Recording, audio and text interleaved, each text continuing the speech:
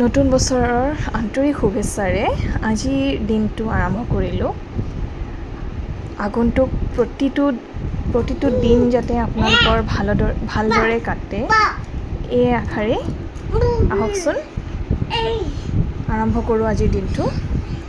আজি ৰাতিপুৱা পূজা ঘৰৰ পৰাই আৰম্ভ কৰিলোঁ। চাওক ফুলবোৰ, এই ৰঙীন ফুলবোৰৰ দৰে আপোনালোকৰো জীৱনটো যাতে ৰঙীন হৈ উঠে সেই কামনা থাকিল। আপোনালোকে আজিৰ দিনটো কি কৰিছে বাৰু জনাবচোন। মোৰতো আজিৰ দিনটো বহুত চিম্পলভাৱে কটালোঁ।